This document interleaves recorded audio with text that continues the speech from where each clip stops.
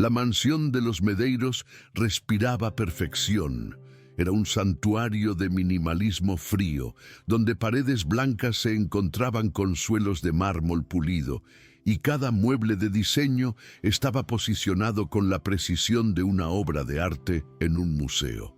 Aquel día, la casa estaba en un estado de agitación contenida, una energía nerviosa que emanaba de su futura señora, Verónica. Se deslizaba por las habitaciones como una pantera, inspeccionando cada superficie, cada rincón, en preparación para la gran fiesta de compromiso que tendría lugar esa noche.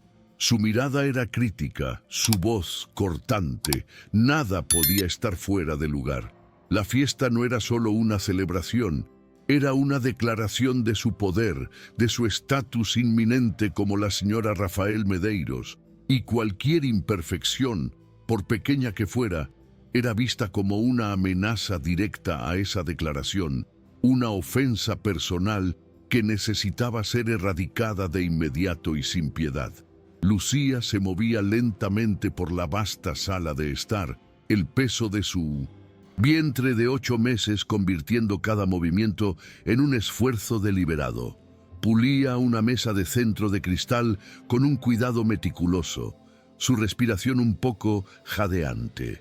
Sentía los ojos de Verónica en su espalda, una presión constante que la ponía nerviosa. Desde que su embarazo se había vuelto prominente, la actitud de la prometida del patrón había cambiado de una indiferencia fría a una hostilidad mal disimulada. Verónica veía el vientre de Lucía no como un símbolo de vida, sino como un desorden, una curva orgánica e imperfecta que estropeaba las líneas rectas de su casa. «Más rápido, Lucía», dijo Verónica, la voz sin una pizca de calidez. «Tu lentitud de embarazada está retrasando toda la preparación. Mis invitados llegarán en pocas horas, y esta sala todavía no está perfecta».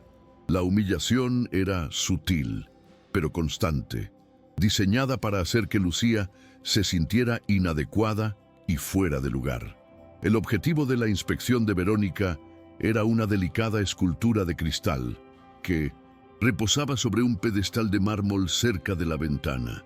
Era la pieza favorita de su prometido, Rafael, un regalo de su difunta esposa. Verónica la odiaba. Para ella, la escultura era un recordatorio constante de la mujer que vino antes que ella, una sombra que estaba desesperada por borrar. Pasó el dedo por la base de la escultura, fingiendo encontrar una partícula de polvo. «Esto todavía no está limpio, Lucía. Hazlo de nuevo, y con más cuidado esta vez. Esta pieza vale más de lo que ganarás. En 10 vidas». La crueldad era innecesaria, un acto de poder para reafirmar su dominio. Lucía solo asintió, el rostro enrojecido de vergüenza, y se acercó para limpiar la pieza nuevamente, sintiendo la mirada de desprecio de Verónica ardiendo en su nuca, sin darse cuenta de que estaba caminando directamente hacia una trampa cuidadosamente planeada. Mientras Lucía se inclinaba con dificultad para pulir la base del pedestal, Verónica, con un movimiento rápido y calculado que nadie más vio, le dio un leve empujón a la escultura con la punta de sus dedos. La pieza de cristal, precariamente equilibrada, osciló por un momento y luego se volcó, cayendo al suelo de mármol con un sonido agudo y estallante que resonó por la casa silenciosa. Fragmentos de cristal se esparcieron por el suelo como diamantes rotos. Por un instante hubo un silencio impactante. Lucía se enderezó con un grito ahogado, los ojos desorbitados de horror. Antes de que pudiera procesar lo que había sucedido, la voz de Verónica explotó, llena de una furia teatral y acusadora. «Incompetente, mira lo que has hecho. Torpe, inútil». El ataque fue inmediato, sin dejar espacio para la defensa o la explicación. La sentencia dictada incluso antes de que el último trozo de vidrio dejara de rodar. La humillación fue pública y brutal. Verónica gritaba, y sus palabras atrajeron a otros empleados que aparecieron en las puertas, asustados. Vieron la escena. la escultura favorita del patrón hecha pedazos, la limpiadora embarazada parada en shock y la novia furiosa apuntando con un dedo acusador. «Te advertí que tuvieras cuidado, te lo advertí», continuaba Verónica, su actuación diseñada para la audiencia. «No tienes derecho a estar aquí, a tocar nuestras cosas con tus manos sucias y tu incompetencia». Lucía intentó hablar, intentó defenderse, pero su voz no salía. El shock y la injusticia de la situación la dejaron muda. Sabía que no había tocado la pieza, pero ¿cómo podría probarlo? Era su palabra, la de una simple limpiadora, contra la de la futura señora de la casa. Ya estaba condenada.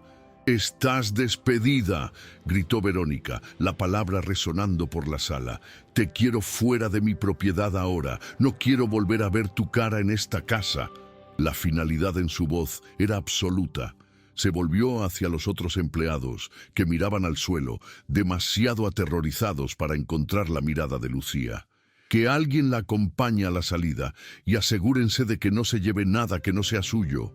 La insinuación de que Lucía era una ladrona fue la última y más cruel puñalada. Lucía sintió las lágrimas calientes finalmente correr por su rostro. No eran solo lágrimas de tristeza por la pérdida del empleo, sino lágrimas de una humillación profunda, de tener su honestidad y su carácter destruidos frente a sus colegas por un crimen que no cometió. La desesperación comenzó a instalarse, fría y pesada. Doña Marlene, el ama de llaves, que había visto la escena desarrollarse desde el pasillo, sintió que el corazón se le encogía. Conocía la aversión de Verónica por Lucía y por la escultura. Sospechaba la verdad, la naturaleza conveniente del accidente, pero ¿qué podía hacer? Desafiar a Verónica era arriesgar su propio empleo, su seguridad después de años de servicio. Con el corazón apesadumbrado, se acercó a Lucía. «Ven, hija mía», le dijo, la voz baja y llena de una piedad que era casi insoportable. Le puso un brazo gentil alrededor de los hombros de Lucía y la guió fuera de la sala, lejos de las miradas de los demás y de la presencia triunfante de Verónica. El sonido de los fragmentos de cristal siendo barridos era el sonido del fin del mundo de Lucía, y ella no podía hacer nada para impedirlo. Mientras era conducida fuera de la mansión por la puerta de servicio, Lucía sentía que el pánico comenzaba a apoderarse de su cuerpo. El empleo en esa casa era su única fuente de ingresos, lo único que se interponía entre ella y la desesperación. Embarazada de 8 meses, encontrar otro trabajo sería casi imposible. El alquiler de su pequeño cuarto estaba atrasado y el propietario ya la había amenazado con el desalojo. Pensó en el bebé en su vientre, en su futuro, en el pequeño ajuar que estaba armando con tanto sacrificio, comprando una pieza cada semana. Ahora todo eso estaba en riesgo. La crueldad de Verónica no solo había roto una escultura, había hecho añicos su frágil mundo, dejándola al borde de un abismo de incertidumbre y miedo. Apenas se dio cuenta cuando las puertas de la propiedad se cerraron detrás de ella. Rafael Medeiros, el dueño de la mansión, era una figura casi mítica para la mayoría de sus empleados, incluida Lucía. Era un hombre que vivía y respiraba trabajo, un viudo que se había encerrado en su despacho en el último piso desde la muerte de su primera esposa, años atrás. Salía temprano, volvía tarde y parecía flotar por su propia casa como un fantasma, el rostro siempre una máscara de indiferencia fría y distante. Todos asumían que era un hombre al que no le importaban los detalles domésticos, que había entregado el mando de la casa y de su vida personal a su prometida, Verónica.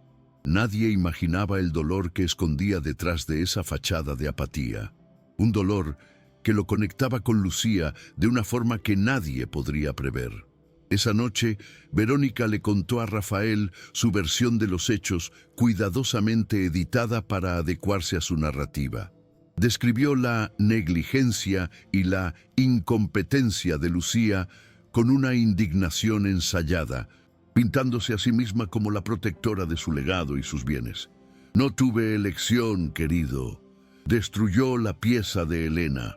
Tuve que despedirla», concluyó, esperando su aprobación. Rafael, sentado detrás de su gran escritorio de caoba, solo asintió, los ojos fijos en unos papeles. «Hiciste lo que creíste correcto, Verónica», dijo él, la voz neutra, sin emoción. Verónica sonrió, satisfecha. Ni siquiera cuestionó. Era tan fácil manipularlo. Mal sabía ella que la falta de reacción de él no era de indiferencia, sino el silencio de un depredador que acaba de oír algo que despierta sus instintos más profundos. Más tarde, esa misma noche, mucho después de que Verónica se hubiera ido a dormir, la luz del despacho de Rafael todavía estaba encendida. No estaba trabajando. Estaba de pie frente a la gran ventana de cristal, mirando la ciudad centelleante abajo, pero no la veía. En sus manos sostenía una fotografía en un marco de plata. Era su difunta esposa, Helena, sonriendo, la mano reposando protectoramente sobre su propio vientre de embarazada. La tragedia que lo había convertido en ese hombre frío y distante fue la pérdida de ella durante el parto. El dolor de aquel día nunca lo había abandonado. Pensó en Lucía, la limpiadora embarazada, expulsada de su casa, acusada y humillada. La injusticia de la situación, la vulnerabilidad de ella, reflejaba su propia pérdida de una forma tan dolorosa que algo dentro de él, algo que pensaba que estaba muerto y enterrado, comenzó a despertar. Se sentó en su silla y apretó un botón en su intercomunicador, un canal directo y seguro con el jefe de su equipo de seguridad. La voz de Jorge sonó al otro lado, clara y alerta, incluso en medio de la noche. «¿Señor Medeiros?» «Jorge», dijo Rafael, la voz baja pero cargada de una nueva y peligrosa intensidad. «Tuvimos un incidente hoy. Una limpiadora fue despedida. Lucía es su nombre. Quiero saber todo sobre ella, dónde vive, su situación, todo. Y quiero discreción absoluta. Nadie, especialmente la señora Verónica, puede saber de esto». Jorge, un hombre cuya lealtad a Rafael era legendaria y absoluta, no hizo preguntas. «Considere lo hecho, señor», respondió. La caza de la verdad había comenzado silenciosamente. La desesperación de Lucía era una espiral descendente. 2 días después del despido, recibió la temida orden de desalojo. El propietario de su pequeño y húmedo cuarto alquilado no aceptó más excusas. Tenía una semana para pagar lo que debía o estaría en la calle. El pánico la envolvió como una manta helada. Con su embarazo avanzado, cada puerta a la que llamaba en busca de empleo se cerraba en su cara.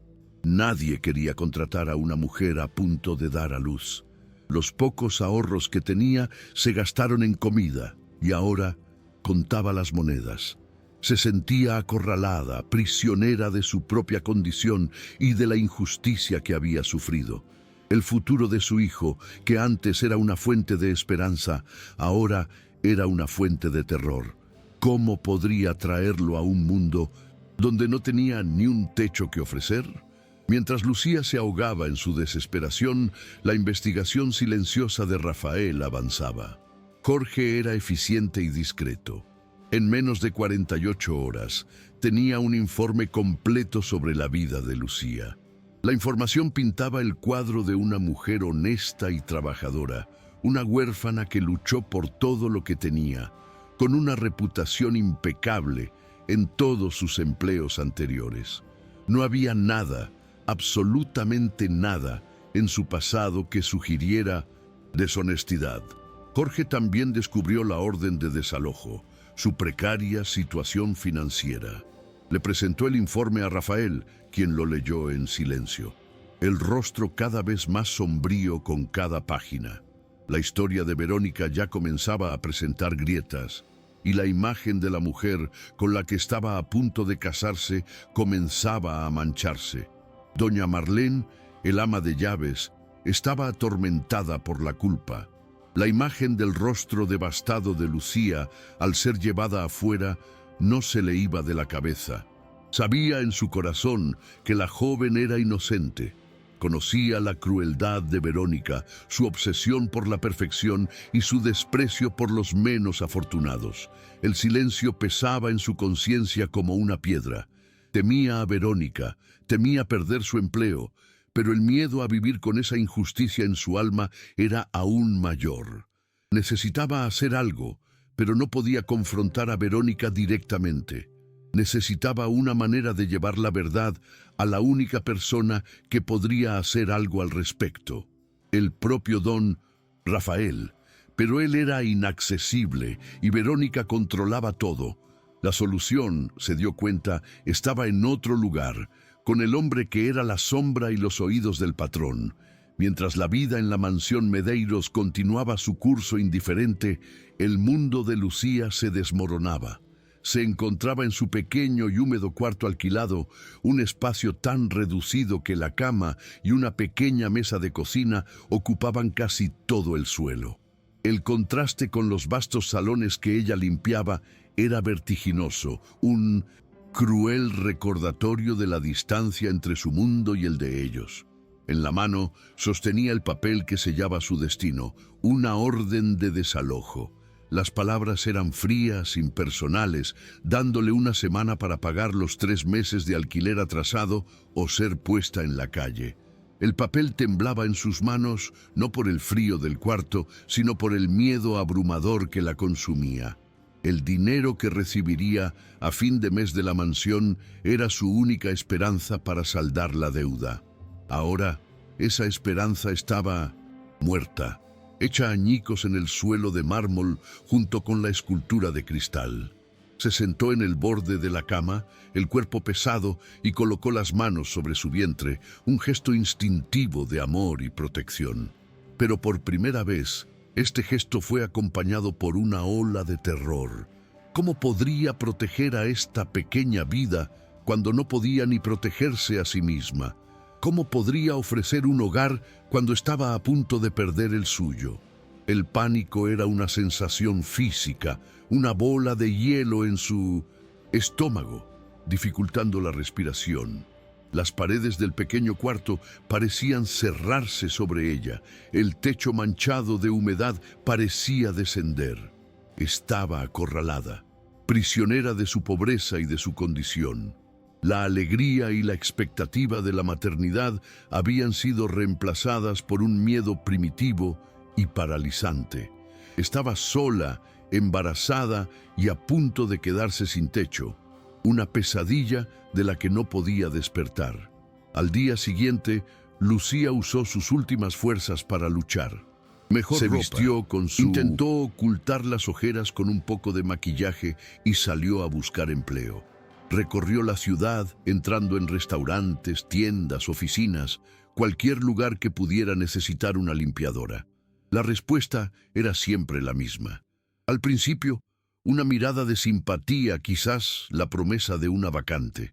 Pero luego, los ojos del entrevistador inevitablemente descendían a su vientre prominente, y la expresión cambiaba.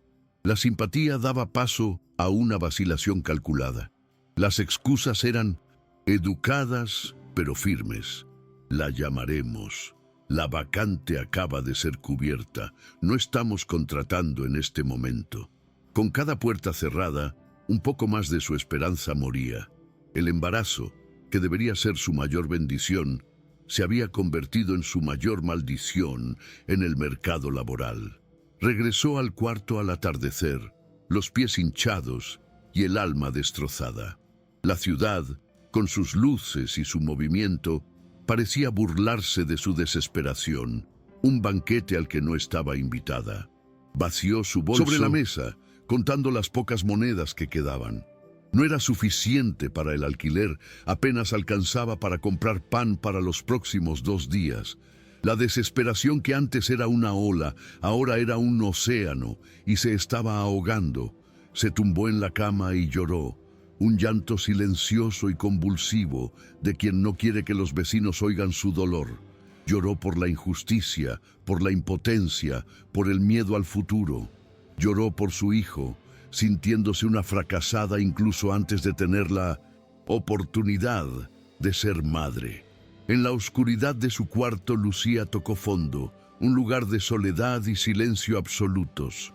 De vuelta en la mansión, la atmósfera era de triunfo y control. Verónica se sentó con Rafael en la sala de estar esa noche, una copa de vino en la mano, desempeñando el papel de la prometida dedicada y eficiente. Rafael acababa de llegar del trabajo, el rostro, como siempre, una máscara de cansancio e indiferencia. «Querido, tuvimos un pequeño incidente hoy», comenzó ella, la voz cuidadosamente calibrada para sonar preocupada, pero firme. «Tuve que despedir a una de las nuevas limpiadoras. Lucía, creo». Esperó a que él registrara la información antes de continuar, construyendo su narrativa con la habilidad de una abogada. Sabía que la primera versión de una historia es la que generalmente se fija, y estaba decidida a que la suya fuera la única que él escucharía. Estaba limpiando la sala de estar, y por pura negligencia derribó y rompió la escultura de cristal de Elena, dijo Verónica, mencionando el nombre de la difunta esposa de Rafael para añadir peso emocional a su mentira. «Sé cuánto significaba esa pieza para ti, el valor sentimental. Me quedé destrozada». Se llevó la mano al pecho, una actuación de dolor compartido. Intenté ser comprensiva, pero su actitud fue de total dejadez. En una casa como la nuestra, con tantos objetos de valor, no podemos tolerar este tipo de incompetencia. Sería un riesgo para todo lo demás. Pintó su crueldad como un acto de responsabilidad, su maldad como una medida de protección a su legado. La defensa de sus acciones continuó, un monólogo de autojustificación. «Sé que fue duro, querido, especialmente porque ella estaba en esa condición», dijo Verónica, refiriéndose al embarazo de Lucía con un ligero tono de desdén. Pero, honestamente, su lentitud ya estaba comprometiendo la calidad del servicio. La fiesta de compromiso es mañana, y la casa necesita estar impecable. No tuve más remedio que actuar. Tuve que pensar en la seguridad de nuestros bienes y en la reputación de nuestra casa. Se retrató como una gerente competente, forzada a tomar una decisión difícil, una víctima de las circunstancias creadas por la incompetencia de otra persona. Cada palabra era una pincelada en un retrato falso, diseñado para engañar al hombre que ella creía tan indiferente que aceptaría cualquier historia. Rafael escuchó todo el relato sin interrumpir. Su rostro permaneció como una máscara, inescrutable, los ojos fijos en un punto distante, como si estuviera procesando datos de un informe de negocios. Verónica terminó su historia y esperó, el corazón un poco acelerado. Una parte de ella temía que él cuestionara, que le importara la pieza rota o el destino de la empleada. Pero, como esperaba, su reacción fue mínima. Él solo parpadeó lentamente, como si despertara de un ensueño, y asintió. «Hiciste lo que creíste correcto, Verónica», dijo, la voz neutra, sin inflexión. «Confío en juicio para los asuntos de la casa». Y con eso se levantó y se fue al despacho, dejándola sola en la sala de estar. El alivio de Verónica fue tan intenso que tuvo que sentarse. Soltó una pequeña risa de triunfo. Había funcionado perfectamente. No solo le creyó, sino que también la respaldó, entregándole aún más poder.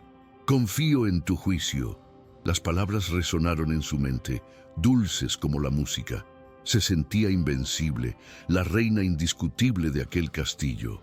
Él era tan fácil de manipular, perdido en su propio mundo de trabajo y luto, que apenas se daba cuenta de lo que sucedía bajo sus narices. Tomó un sorbo de su vino, celebrando su victoria. Mal sabía ella que la indiferencia de Rafael no era apatía, sino la calma de un océano profundo, bajo cuya superficie corrientes peligrosas y poderosas comenzaban a moverse silenciosamente. La escena cambió. Eran las 2 de la mañana. La mansión estaba sumida en el silencio y la oscuridad, excepto por una única luz encendida, la del privado de Rafael, un santuario en el último piso donde nadie, ni siquiera Verónica, tenía permiso para entrar.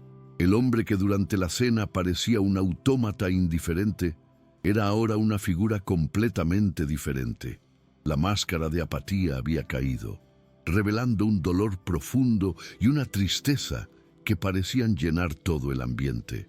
El despacho no era un espacio de trabajo, sino un memorial. Las paredes estaban forradas no con gráficos de acciones, sino con fotografías de su difunta esposa, Elena, sonriendo en diferentes fases de sus vidas. Era un lugar congelado en el tiempo, un refugio para un dolor que nunca cicatrizó.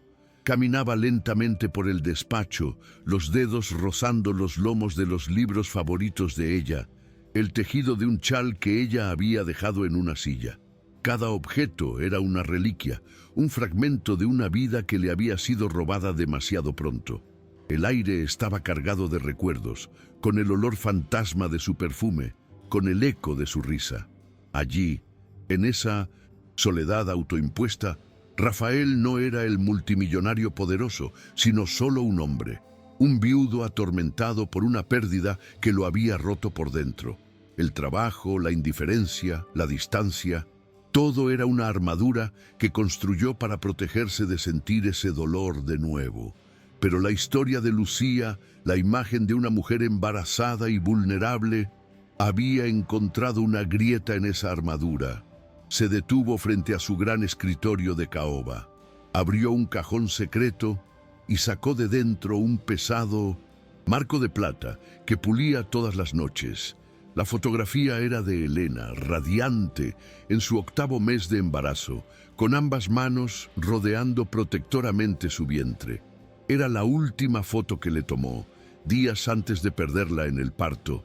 La similitud de la situación era casi insoportable. Una mujer, en la misma fase del embarazo, con los mismos sueños y miedos, ahora estaba en peligro, expulsada de su casa, humillada. La injusticia ya no era un incidente doméstico, como Verónica la había descrito. Para Rafael era una profanación, un eco de su propia tragedia. El dolor en su pecho era una brasa antigua, repentinamente avivada. La indiferencia que proyectaba al mundo era una mentira. En realidad, sentía todo con una intensidad abrumadora, y por eso se escondía. La historia de Lucía lo obligó a confrontar el dolor que había pasado años reprimiendo. Sintió una conexión visceral con la vulnerabilidad de ella, una empatía que lo asustó y lo despertó. Miró el rostro sonriente de Elena en foto y sintió como si ella le estuviera pidiendo que actuara, que honrara su memoria, no escondiéndose del mundo, sino protegiendo la vida y la inocencia que no pudo salvar en el pasado. Una determinación fría comenzó a formarse en su alma. Guardó la fotografía con cuidado, la ternura en sus movimientos, contrastando con la imagen pública de hombre de hielo. Se sentó en su silla, el rostro ya no perdido en el dolor, sino enfocado, endurecido por una nueva resolución. La apatía había sido reemplazada por un propósito.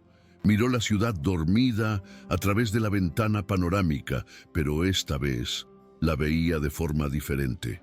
No como un tablero de negocios, sino como un lugar donde la injusticia ocurría, donde mujeres como Lucía eran aplastadas por la arrogancia de personas como Verónica. No podía traer a Elena de vuelta, pero quizás podría ofrecer justicia a alguien que representaba todo lo que ella había sido. Una futura madre, llena de esperanza y vulnerabilidad.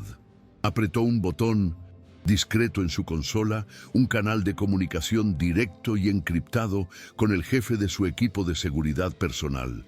La voz de Jorge sonó instantáneamente en su oído, clara y alerta, incluso en medio de la noche.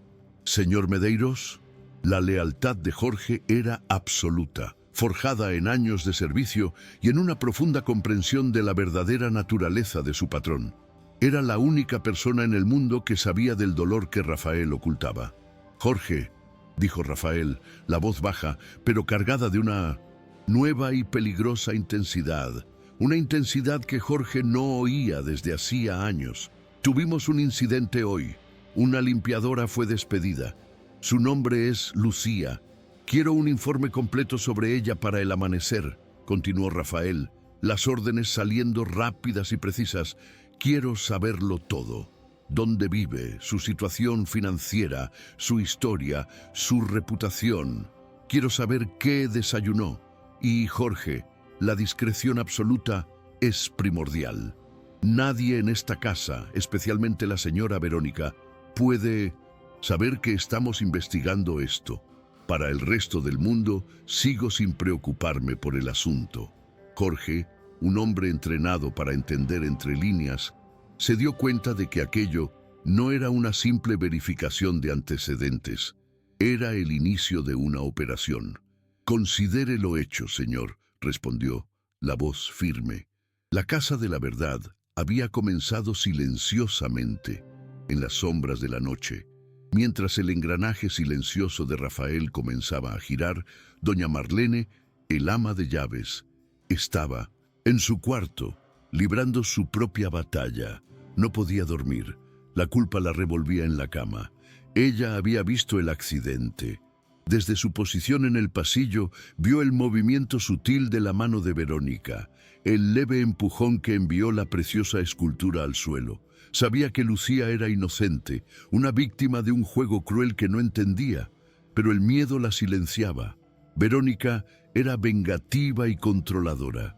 Desafiarla abiertamente significaría el fin de su carrera, la pérdida del único hogar que había conocido durante 20 años. Se sentía una cobarde, su conciencia en guerra con su instinto de supervivencia. Se levantó y caminó hacia la ventana, mirando el jardín oscuro. Pensó en Lucía, embarazada y sola, enfrentando el mundo sin empleo y con una acusación falsa manchando su nombre. La empatía que sentía por la joven era mayor que su miedo. Doña Marlene era una mujer de fe y su silencio parecía una traición a todo en lo que creía. No podía ir directamente a Rafael. Verónica controlaba todo el acceso a él. Confrontar a Verónica era un suicidio profesional, pero había una tercera vía, una manera de plantar la semilla de la verdad sin exponerse directamente. Había una persona en la casa cuya lealtad era solo al patrón, que operaba en las sombras, fuera del alcance de Verónica. El jefe de seguridad, Jorge. La decisión fue tomada. Con manos temblorosas, tomó un pequeño trozo de papel de su bloc de notas y un bolígrafo. Necesitaba ser cuidadosa. El mensaje tenía que ser anónimo, corto y, lo más importante, eficaz. No podía ser una acusación directa que pudiera ser rastreada hasta ella. Tenía que ser una pista, una invitación a una investigación más profunda, algo que la mente afilada de Jorge o de su patrón pudiera descifrar. Pensó por un largo momento, el corazón latiendo con fuerza. Luego, con una caligrafía disfrazada, escribió solo 6 palabras que tenían el poder de reducir a cenizas el imperio de mentiras de Verónica. Dobló la pequeña nota con cuidado, el corazón todavía martilleando en su pecho. La nota decía: la cámara del pasillo oeste lo vio todo. Era perfecto. No había firma, no había acusación. Era solo una declaración de hecho, una pista que apuntaba a una verdad objetiva e irrefutable.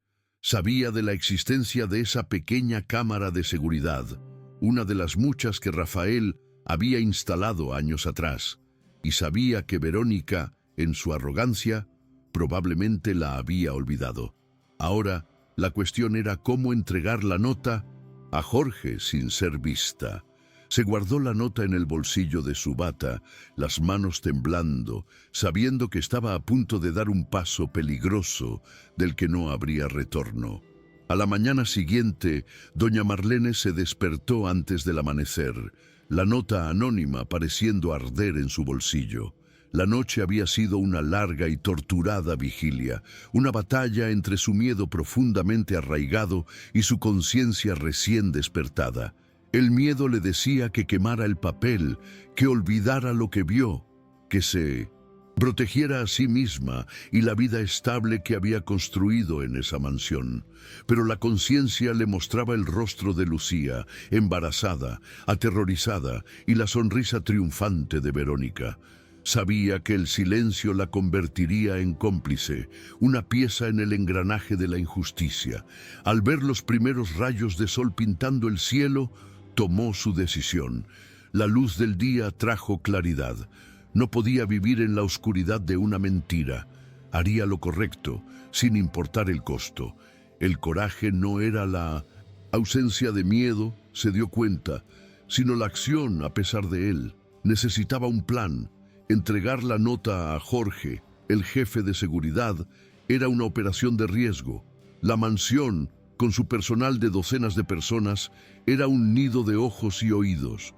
Siempre había alguien observando y la lealtad de muchos era comprada por la generosidad de Verónica, que distribuía propinas y favores para mantener su red de informantes.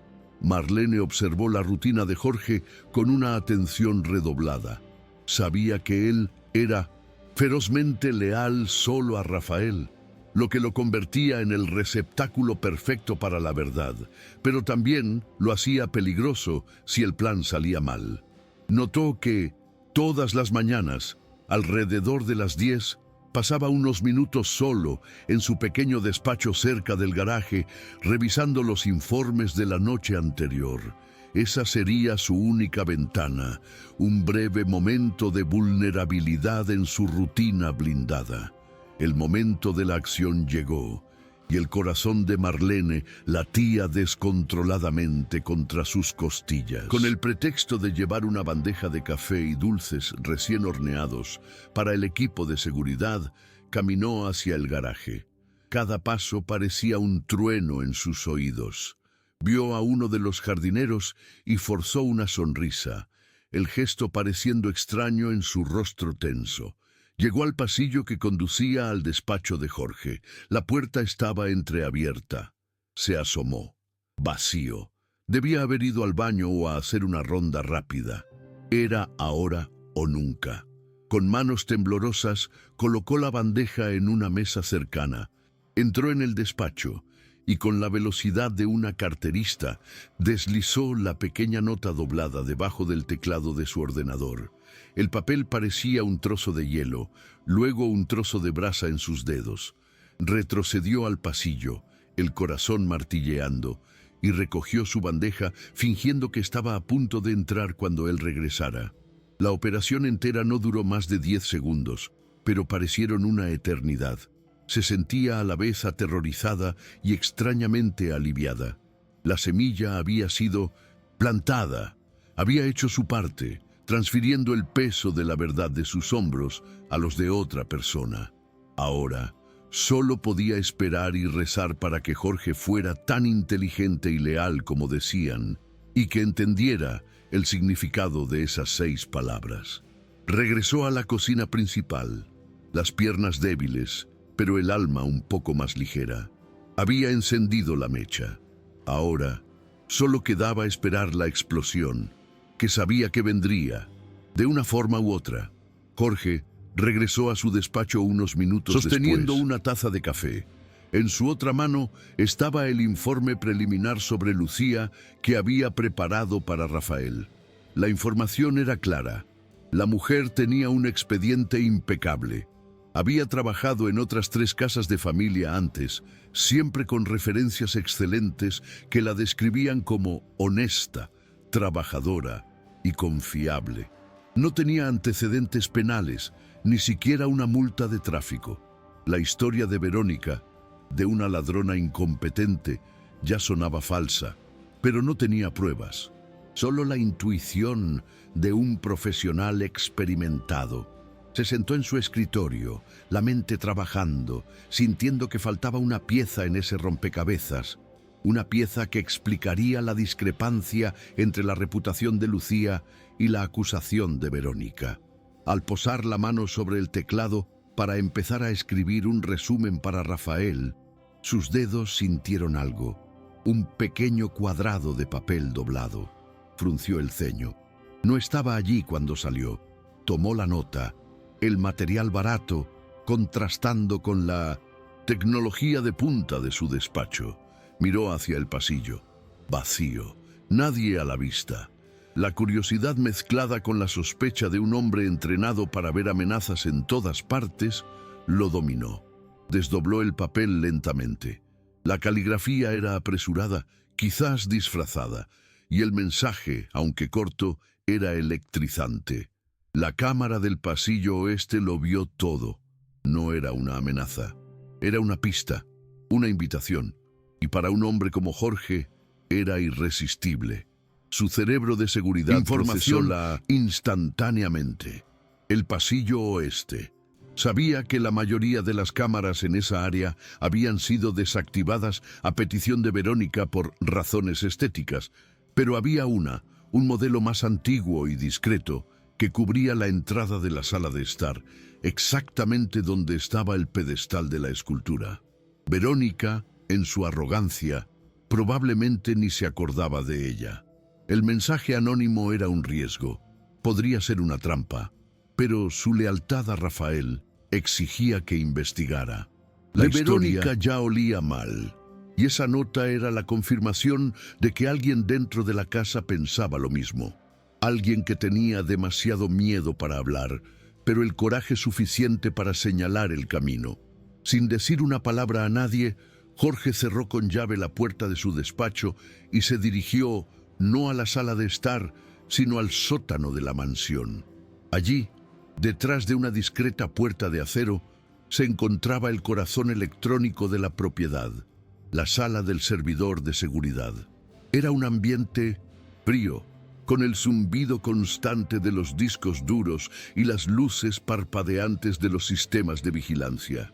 Era su dominio, un lugar al que solo él y Rafael tenían acceso irrestricto. Se sentó frente al terminal principal, los dedos volando sobre el teclado. Ya no estaba investigando a Lucía, estaba investigando a Verónica, y sabía que, si la pista de la nota era correcta, estaba a punto de encontrar la verdad desnuda y cruda. Aisló la señal de la cámara del pasillo oeste, retrocediendo la grabación a la hora exacta del accidente. La imagen apareció en la pantalla, granulada pero clara. Vio la escena desarrollarse exactamente como los otros empleados habían descrito en sus informes iniciales. Verónica inspeccionando, Lucía limpiando. Vio a Verónica acercarse al pedestal, vio su boca moverse, las palabras crueles inaudibles, pero el lenguaje corporal agresivo. Entonces vio el momento, hizo zoom, ampliando la imagen, y su sangre se heló. No había duda. La mano de Verónica movió un toque sutil, casi imperceptible, en el borde de la escultura. Un empujón deliberado, calculado, seguido de un paso hacia atrás y una expresión de horror perfectamente ensayada. Jorge sintió una ola de furia fría. Rebobinó el clip y lo vio de nuevo, a cámara lenta. La malicia en el acto era inconfundible. Fue una trampa. Una ejecución cruel y calculada para destruir a una mujer inocente por capricho. Su lealtad a Rafael era absoluta, y aquello no era solo un ataque a una limpiadora, era una profunda traición a la confianza de su patrón, una mancha en el honor de la casa que había jurado proteger. La imagen de Lucía, embarazada e indefensa, siendo humillada, se superpuso a la imagen de Verónica, la depredadora, y la balanza de la justicia en la mente de Jorge se inclinó violentamente. Guardó el archivo de video en una unidad encriptada, la prueba definitiva en sus manos. Ahora poseía el arma que podría implosionar el mundo de Verónica. Con la unidad segura en el bolsillo, Jorge solicitó una reunión inmediata y urgente con Rafael. Fue convocado al despacho privado en el último piso, el santuario de su patrón. La atmósfera era tensa. Rafael estaba sentado detrás de su escritorio, el rostro como siempre una máscara de indiferencia, pero sus ojos estaban alertas esperando. «Señor», comenzó Jorge, la voz firme, «en relación con el incidente con la limpiadora Lucía, resulta que la historia tiene más matices de lo que nos contaron. He encontrado nuevas pruebas que necesita ver». No dio detalles. La prueba hablaría por sí misma. Rafael solo asintió, señalando la gran pantalla de monitor en la pared. La confianza entre los dos hombres era tan absoluta que no necesitaba más palabras. Jorge conectó la unidad encriptada al sistema del despacho. La sala estaba oscura, iluminada solo por el brillo de la pantalla. Apretó el play. El video comenzó a rodar, sin sonido, el silencio haciendo la escena aún más brutal. Rafael observaba, inmóvil, el rostro, vio la interacción, la crueldad silenciosa de Verónica, la diligencia de Lucía. Entonces vio el momento del empujón. El rostro de Rafael, generalmente una máscara de indiferencia fría y controlada, comenzó a transformarse. El cambio fue sutil al principio, un endurecimiento de la mandíbula, un estrechamiento de los ojos. Pero a medida que la verdad de la traición se desarrollaba a cámara lenta ante él, algo se rompió detrás de esa fachada. El dolor, la ira y una determinación gélida comenzaron a surgir. La injusticia contra la mujer embarazada e indefensa, una extraña, despertó al hombre que Rafael era antes de que su tragedia personal lo hubiera convertido en una sombra. La imagen de Lucía cayendo en la desesperación se fusionó con el recuerdo de su amada Elena, y la combinación fue combustible para una hoguera que pensaba que estaba apagada para siempre. Observó la humillación, el despido, la forma en que Verónica orquestó todo con un placer sádico.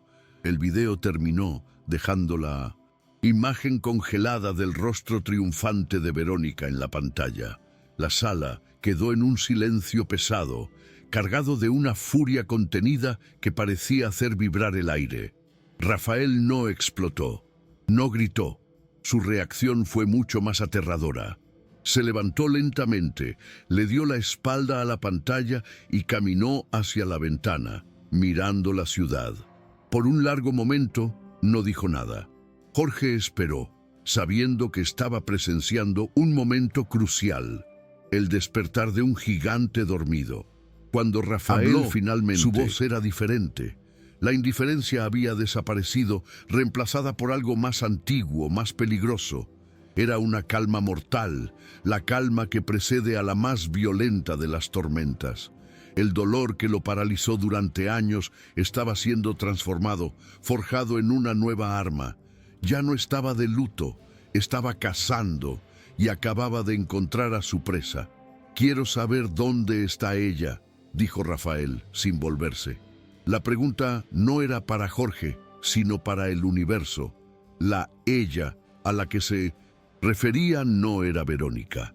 El destino de Verónica ya estaba sellado en ese momento, aunque ella aún no lo sabía. Estaba hablando de Lucía, la víctima, la mujer inocente que se había convertido en el catalizador de su despertar. «Quiero saber dónde vive, cuál es su situación. Quiero saberlo todo, ahora». La orden era absoluta. Jorge entendió de inmediato. La primera fase no era de venganza, sino de reparación. Rafael necesitaba encontrar a la mujer que su prometida había intentado borrar. La búsqueda de justicia para Lucía había comenzado. El video terminó, pero la imagen del rostro cruel y triunfante de Verónica permaneció congelada en la pantalla, un testamento silencioso de su traición. Jorge, el jefe de seguridad, permaneció en silencio, esperando la reacción de su patrón. Esperaba una explosión de ira, una orden para expulsar a Verónica de inmediato. Pero Rafael permaneció de espaldas, mirando la ciudad. El silencio se extendió por un largo minuto, cargado de una tensión que parecía hacer vibrar el aire.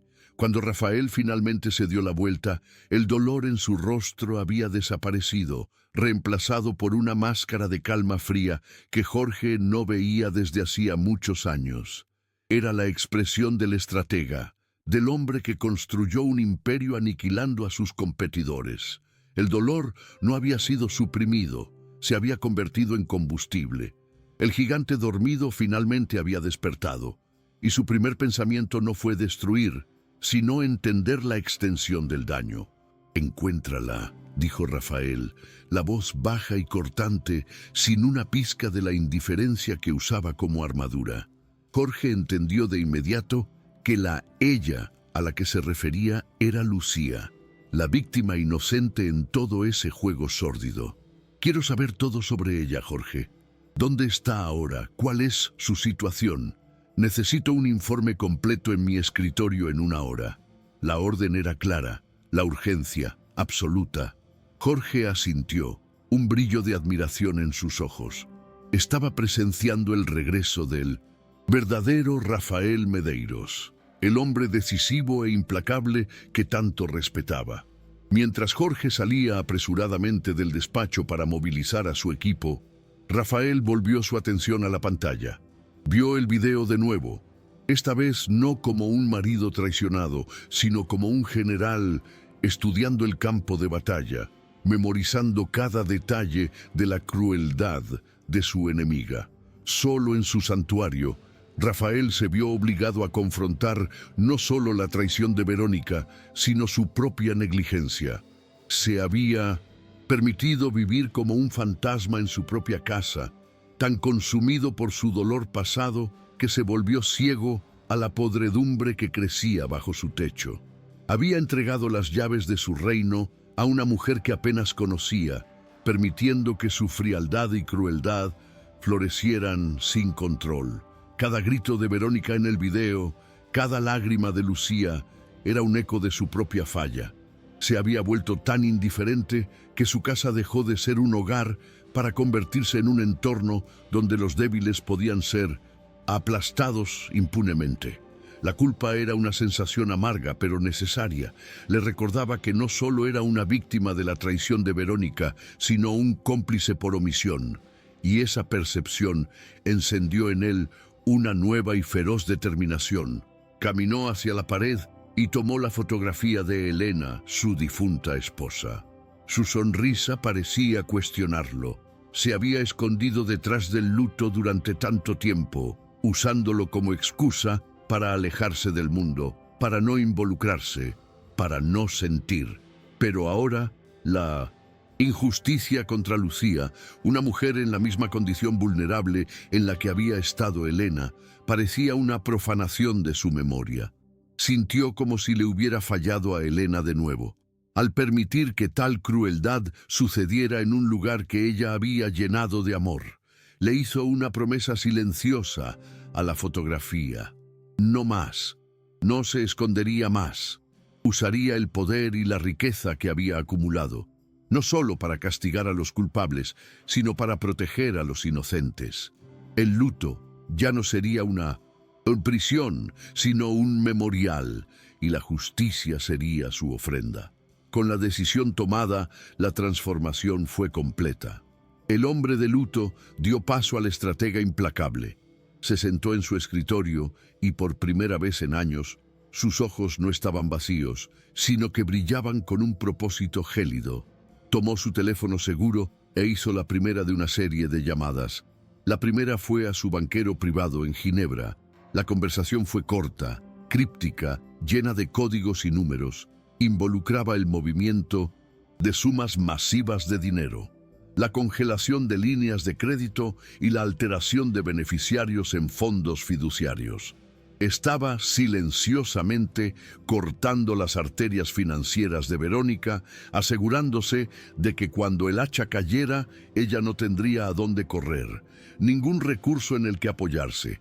Estaba construyendo una prisión financiera a su alrededor, y ella continuaba bailando en su jaula dorada, completamente ajena.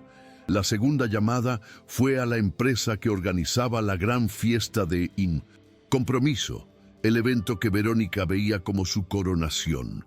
Habló con la jefa del proyecto. No canceló la fiesta, al contrario, la expandió. «Quiero que sea el evento del año», dijo, la voz firme. «No escatime en gastos y tengo un requisito técnico. Quiero múltiples pantallas de alta definición instaladas por todo el salón de baile, las más grandes que pueda conseguir. Quiero que todos los invitados tengan una visión perfecta del escenario, desde todos los ángulos». La organizadora, sorprendida por la súbita implicación del prometido recluido, aceptó con entusiasmo, sin tener idea de que estaba ayudando a montar el escenario para la más espectacular ejecución social que la ciudad hubiera visto jamás. El baile de Verónica se convertiría en su tribunal. Su tercera llamada fue a la jefa de una de las agencias de relaciones públicas más poderosas y discretas de la ciudad. «Necesito un dossier completo», dijo Rafael. «Quiero saber todo sobre los principales columnistas sociales, periodistas, de celebridades e influencers que estarán en mi fiesta. Quiero saber a quién intenta impresionar Verónica, quiénes son sus confidentes en los medios, quiénes son sus enemigos». Estaba mapeando el campo de batalla social, identificando los canales por los cuales la humillación de Verónica sería diseminada más eficazmente. No solo quería derrotarla, quería borrar su imagen pública, usar la misma arma que ella valoraba por encima de todo, la opinión de la alta sociedad, para destruirla por el completo. La venganza sería tan pública como su ego. Mientras Rafael movía sus piezas en el tablero de ajedrez, Verónica vivía en un paraíso de ignorancia. Ese mismo día estaba en un spa de lujo, recibiendo un masaje y quejándose con una amiga por teléfono sobre el estrés de organizar la fiesta. «Es agotador, querida. Rafael no ayuda en nada como siempre. Es como si ni siquiera existiera. Pero no te preocupes, la fiesta será legendaria. Será mi verdadera llegada». Se veía en la cima de su poder, segura de su control sobre Rafael y su imperio. El despido de la limpiadora incompetente ya era un recuerdo lejano, un pequeño y satisfactorio ejercicio de poder. No tenía ni idea de que, mientras se relajaba, el hombre que despreciaba estaba construyendo metódicamente la trampa más elaborada y cruel de su vida, usando su propia fiesta como cebo. La ironía de la situación era casi poética. Verónica, la maestra de las apariencias, estaba a punto de ser destruida por una verdad capturada en vídeo. Ella, que vivía para la admiración de la alta sociedad, sería humillada frente a todos sus miembros. Rafael, el hombre que consideraba una cáscara vacía e indiferente, se revelaba como un estratega paciente y letal. Con cada llamada telefónica, con cada orden, tejía una red más apretada a su alrededor. No solo estaba planeando una venganza, estaba orquestando una obra maestra de justicia poética. La fiesta de compromiso, que debía celebrar su unión y el triunfo de ella, se convertiría en el escenario de su separación y de su caída espectacular e inolvidable. Jorge regresó al despacho al final de la tarde, el rostro grave. «La encontré, señor». Puso una tableta en el escritorio de Rafael. La información era aún peor de lo que Rafael temía. El informe mostraba fotos del pequeño y decrépito cuarto de Lucía, la notificación de desalojo clavada en la puerta, los estantes casi vacíos. «El propietario le dio una semana. Se va mañana», dijo Jorge. «Nuestras fuentes dicen que pasó los últimos días buscando empleo, pero nadie contrata a una mujer en su estado. Está sin dinero y sin tener a dónde ir». Cada palabra era un nuevo peso en la conciencia de Rafael, una nueva capa de combustible en su furia contra la crueldad casual de Verónica. Rafael miró las fotos, el rostro cansado de Lucía capturado por una lente de larga distancia. Vio la dignidad allí, incluso en medio de la desesperación. Vio su mano descansando sobre el vientre, un gesto de protección que conocía tan bien. Injusticia era abrumadora. Él, con su riqueza incalculable, vivía en un palacio, mientras que la mujer que su prometida había destruido por capricho estaba a punto de ser arrojada a la calle. La disparidad le repugnaba. No podía arreglar el mundo entero, pero podía arreglar aquello. Podía usar su poder, no para destruir, sino para proteger. La decisión fue instantánea, una necesidad moral que no podía ignorar. Se volvió hacia Jorge, los ojos llenos de una nueva y urgente misión. «Encárgate de esto, Jorge», dijo Rafael, la voz firme. «Quiero que su alquiler sea pagado, no solo lo que debe, sino por un año entero. Y hazlo de forma anónima. Usa una de nuestras fundaciones benéficas como fachada. No puede saber que vino de mí. Todavía no». Quería aliviar su sufrimiento, no comprar su gratitud. La ayuda tenía que ser tan pura como su gesto había sido. «Ya ha sufrido suficiente por culpa de esta casa. No permitiré que pase otra noche preocupándose por un techo sobre su cabeza». Era el primer acto de su nueva resolución, un pequeño paso para equilibrar la balanza de la justicia, un acto secreto de bondad para combatir un acto público de maldad. Jorge asintió, ya planeando la logística. «¿Y después, señor?», preguntó. Rafael miró el calendario en su escritorio, la fecha del baile de gala marcada en rojo. «Después, quiero que la vigiles, discretamente. Asegúrate de que esté segura, de que no le pase nada. Quiero un equipo monitoreando su edificio las 24 horas del día, sin que ella se dé cuenta». Se estaba convirtiendo en el ángel guardián invisible de Lucía. Su negligencia la había puesto en peligro. Su atención ahora la mantendría a salvo. «Ella es la testigo clave en el juicio que se avecina», añadió, más para sí mismo que para Jorge, «y me aseguraré de que esté allí para ver cómo se hace justicia». El plan estaba en marcha y cada pieza encajaba perfectamente. Los días previos a la fiesta fueron una clase magistral de disimulo. Rafael retomó su máscara de indiferencia fría. Cenaba con Verónica, escuchaba sus planes para la fiesta, asentía a sus elecciones de flores y música con monosílabos. Era el prometido ausente y apático que ella siempre había conocido. Verónica, por su parte, estaba en su elemento. Dirigía al personal, gritaba a los proveedores y se deleitaba con el poder, sintiéndose la verdadera señora de la mansión. Con cada día que pasaba, su arrogancia crecía. Creía haber consolidado su control, eliminado la imperfección, Lucía, y domesticado al multimillonario recluido. Estaba en la cima del mundo, ciega al abismo que se abría bajo sus pies. Mientras tanto, en un barrio pobre al otro lado de la ciudad, Lucía recibió lo que solo podría describir como un milagro. Llegó una carta, no de desalojo, sino de una fundación benéfica de la que nunca había oído hablar. La carta informaba que un benefactor anónimo, conmovido por las historias de mujeres en su situación, había saldado su alquiler por un año entero. Lucía leyó la encarta 3 veces, las lágrimas corriendo por su rostro, pero esta vez eran lágrimas de alivio y gratitud. No podía entenderlo.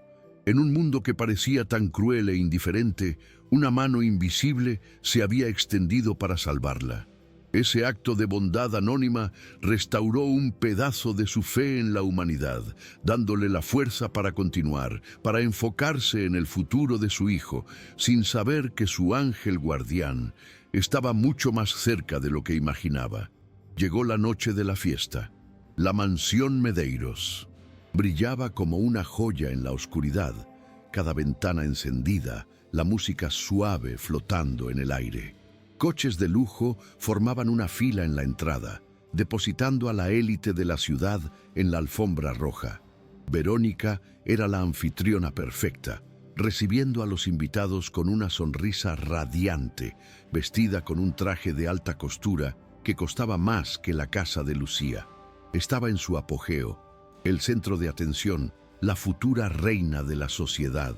Rafael estaba a su lado, un accesorio elegante en su traje impecable, sonriendo a las cámaras, el brazo posesivamente alrededor de la cintura de ella.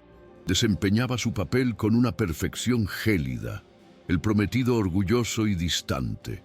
Nadie podría ver la tormenta en sus ojos. Dentro del salón de baile, la opulencia era deslumbrante, el champán fluía y las conversaciones eran un zumbido de negocios y chismes.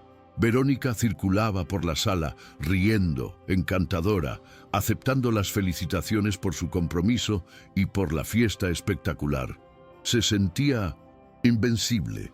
Miró a Rafael, que estaba conversando con un senador, y sintió una oleada de orgullo posesivo. Él era suyo, la fortuna era suya, el poder era suyo, había ganado. En un rincón discreto, Jorge, el jefe de seguridad, la observaba con ojos fríos. Tomó su comunicador de muñeca y susurró una sola palabra: ahora. En una sala de control oculta, un técnico de video apretó un botón y las luces del salón se atenuaron, dirigiendo la atención de todos hacia el escenario principal. Rafael subió, los aplausos resonando por el salón. Se acercó al micrófono, una copa de champán en la mano. Verónica lo observaba desde el pie del escenario, el rostro brillante de orgullo. «Buenas noches a todos», comenzó Rafael, la voz tranquila y resonante. «Gracias por acompañarnos esta noche para celebrar mi compromiso con la bella Verónica». Levantó la copa hacia ella y ella sonrió radiante. «La gente dice que en momentos como este celebramos el amor, la confianza y la lealtad. Y esta noche me gustaría hablar precisamente de eso, sobre la verdad». Su tono cambió sutilmente, adquiriendo un peso que hizo que algunos invitados fruncieran el ceño. La atmósfera festiva comenzó a disiparse, reemplazada por una curiosidad tensa. Rafael dejó la copa a un lado. «Recientemente realicé un pequeño experimento social para poner a prueba esos valores. Quería ver qué sucede cuando la compasión se enfrenta a la crueldad, cuando la honestidad se enfrenta a la mentira». Verónica comenzó a sentirse incómoda, la sonrisa congelada en su rostro. ¿Qué estaba haciendo? Esto no era parte del guión.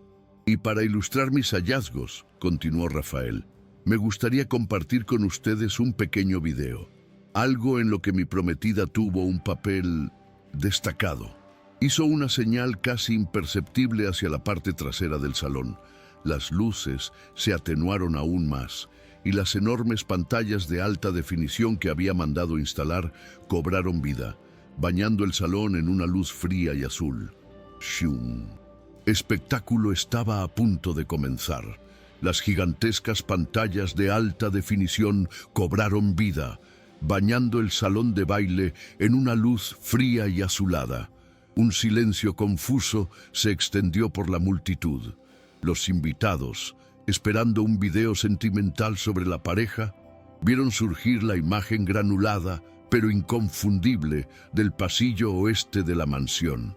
Al principio, la escena era banal, una limpiadora embarazada limpiando metódicamente. Luego, Verónica entró en escena, su figura elegante y familiar, provocando murmullos de reconocimiento. El audio, claro y cristalino, captó su voz cortante, sus críticas sobre la lentitud de Lucía. La élite de la ciudad observaba, incómoda, una escena de reprimenda doméstica, aún sin entender el propósito de aquello.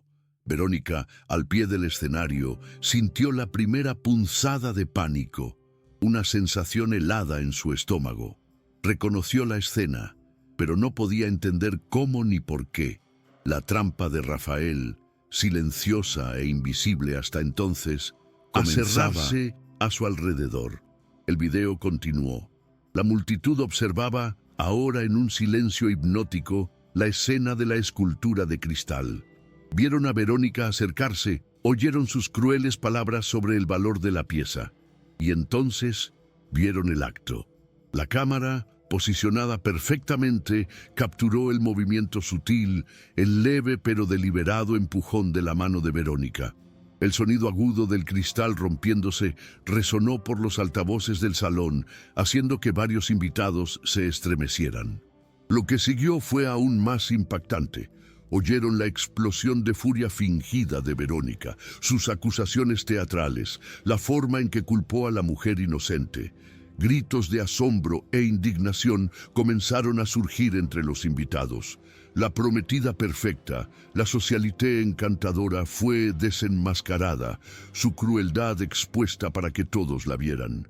La máscara había caído, revelando al monstruo que había debajo. El rostro de Verónica, iluminado por la luz de las pantallas, pasó por una rápida sucesión de emociones. Conmoción, negación, pánico y finalmente una furia impotente. Miró a Rafael en el escenario y la indiferencia fría que vio en sus ojos la aterrorizó más que las miradas de juicio de la multitud. Estaba completamente expuesta, su reputación, la única moneda que realmente valoraba, siendo quemada en la plaza pública. El video terminó y un silencio pesado y acusador cayó sobre el salón. Cada par de ojos estaba fijo en ella. Se sintió desnuda, diseccionada, cientos de personas que, hasta minutos antes, la envidiaban y admiraban. Su instinto primario fue huir. Se dio la vuelta, intentando correr hacia la salida, hacia la oscuridad, lejos de las miradas. Pero no había a dónde huir. Dos guardias de seguridad de aspecto impecable, los hombres de Jorge, se movieron con una eficiencia discreta, bloqueando su camino. Estaba atrapada. Rafael, todavía en el escenario, levantó el micrófono de nuevo. Su voz era tranquila, pero resonaba con el poder de un trueno.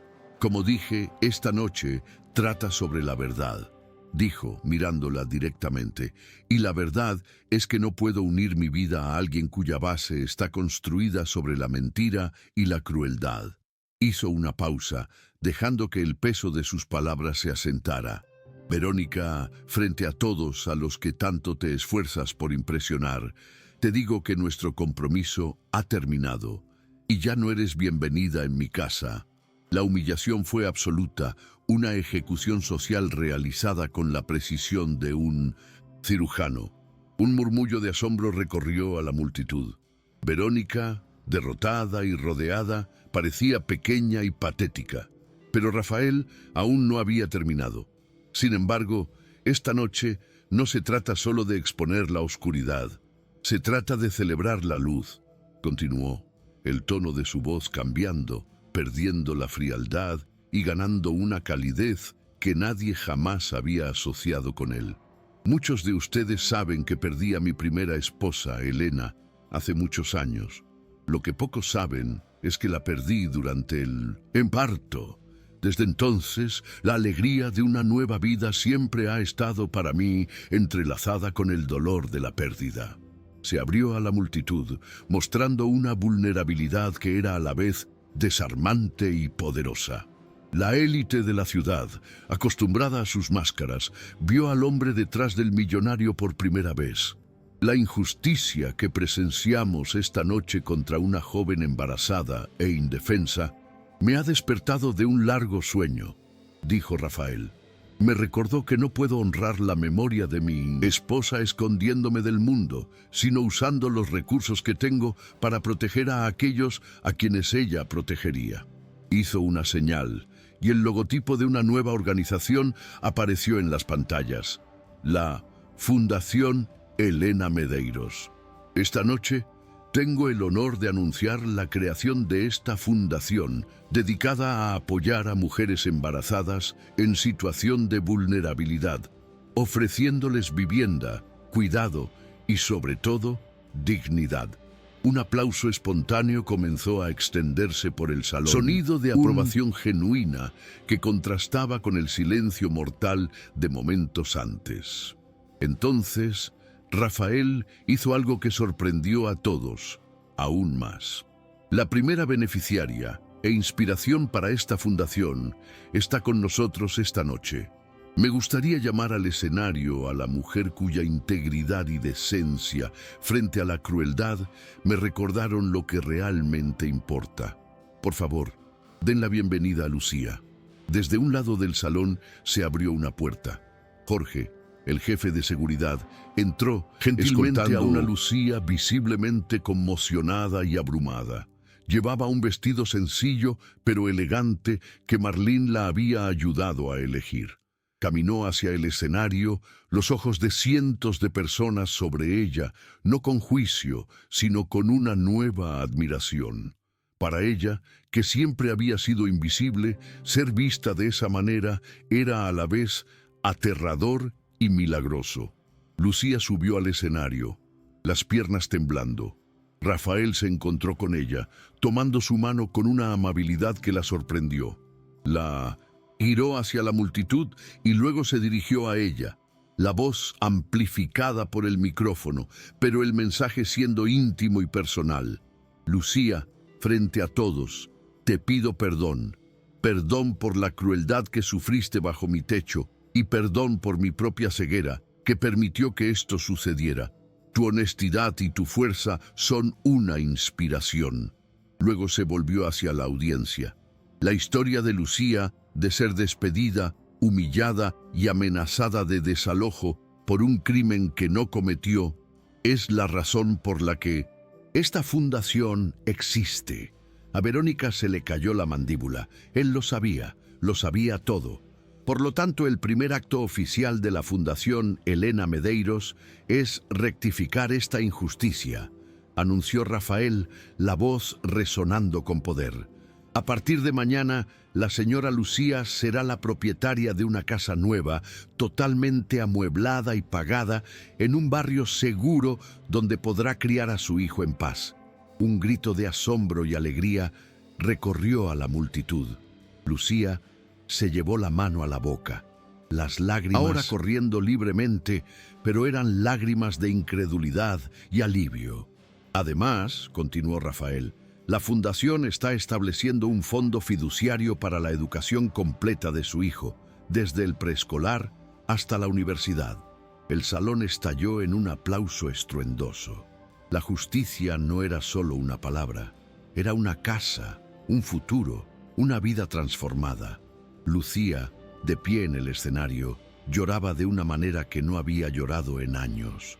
No era el llanto silencioso de la desesperación en su cuarto oscuro, sino un llanto de catarsis, de un peso siendo levantado de sus hombros. La bondad que le había mostrado a un extraño en la calle había regresado a ella de una forma que nunca podría haber imaginado. Rafael la observaba y en su rostro había un atisbo de paz que no sentía desde la muerte de Elena. No solo había hecho justicia, había creado esperanza, tanto para Lucía como para sí mismo. Miró una última vez a Verónica, cuyo rostro estaba petrificado en una máscara de odio, y luego, de vuelta a Lucía, cuyo rostro estaba bañado en una luz de gratitud. En esta casa, dijo al micrófono, las palabras finales de su sentencia, la decencia es recompensada y la crueldad es expuesta. La fiesta terminó de forma abrupta. Los invitados se fueron en un zumbido de chismes y admiración. Verónica fue discretamente escoltada fuera de la mansión por una salida lateral, su caída social tan rápida y brutal como su ascenso había sido calculado. Ya no era la reina de la noche, era un fantasma, una anécdota, una lección de moral que se contaría en cenas durante semanas. La imagen de ella, sola y derrotada, fue la última victoria silenciosa de Rafael. Había recuperado su casa, su honor y, más importante, su alma. La noche que comenzó como el escenario de la vanidad de Verónica terminó como la cuna del nuevo propósito de Rafael, un propósito construido sobre la base de la compasión que Lucía le había enseñado. Meses después, la vida había encontrado un nuevo y pacífico ritmo. Lucía estaba en su nueva casa, un lugar pequeño pero soleado, con un pequeño jardín en la parte trasera. En sus brazos acunaba a su hijo recién nacido, un bebé sano y tranquilo. La desesperación y el miedo eran recuerdos lejanos, reemplazados por una sensación de seguridad y paz que nunca había conocido. No era rica, pero tenía algo mucho más valioso: un hogar seguro y un futuro brillante para su hijo. La fundación de Rafael la apoyaba, no con ostentación, sino con un respeto silencioso, asegurándose de que tuviera todo lo que necesitaba. Miraba el rostro dormido de su bebé y sonreía, agradecida por el milagro que había nacido de la más profunda oscuridad. Rafael, por su parte, era un hombre transformado. Vendió su empresa, manteniendo solo lo suficiente para financiar su fundación y vivir cómodamente. La mansión fría y minimalista fue vendida y se mudó a una casa más pequeña y cálida. Pasaba sus días trabajando en la fundación, supervisando proyectos, encontrando nuevas formas de usar su riqueza para sanar en lugar de acumular. El dolor de su pérdida todavía estaba allí, pero ya no era un ancla que lo ataba al pasado. Era un faro que guiaba su futuro. Visitaba a Lucía y a su hijo ocasionalmente, no como un benefactor, sino como un amigo, un tío honorario para el niño, encontrando en la simplicidad de esa nueva familia una paz que ningún negocio multimillonario le había dado jamás. Pero en un mundo donde la codicia y el resentimiento tienen raíces profundas, la paz es, a menudo, solo un interludio. La escena final ocurre lejos de la casa soleada de Lucía y del trabajo gratificante de Rafael. Ocurre en un despacho oscuro y sofocante, el tipo de lugar donde las reputaciones se destruyen por un precio. Verónica, el rostro ya no radiante sino endurecido por el odio y la humillación, se sienta frente a un periodista de tabloides de aspecto depredador. Desliza una gruesa carpeta sobre la mesa. Estuve comprometida con Rafael Medeiros durante 2 años, dice ella, la voz un silbido venenoso. Sé todos sus secretos, sus negocios al límite de la legalidad, sus enemigos, la verdad sobre la muerte de su primera esposa. El periodista hojea el dossier, los ojos brillando con la promesa de un escándalo monumental. ¿Qué es lo que quiere?, pregunta, ya oliendo la sangre y el dinero. Verónica sonríe, un gesto feo y sin alegría. Quiero mi vida de vuelta, y para eso necesito destruir la suya. Quiero que el mundo vea a Rafael no como un santo, sino como un manipulador cruel. Y quiero que su nueva protegida, la limpiadora, sea vista como la estafadora que es. La amenaza era clara. La guerra no había terminado, solo estaba entrando en una nueva fase, más sucia y más pública. Verónica estaba a punto de prender fuego al mundo de paz que Rafael y Lucía habían construido, decidida a arrastrarlos a las cenizas con ella. ¿Y tú? ¿Crees que un acto de justicia puede realmente borrar una injusticia o solo crea un nuevo campo de batalla? Si esta historia, compártela con aquellos que creen que la verdadera fuerza reside en proteger a los indefensos.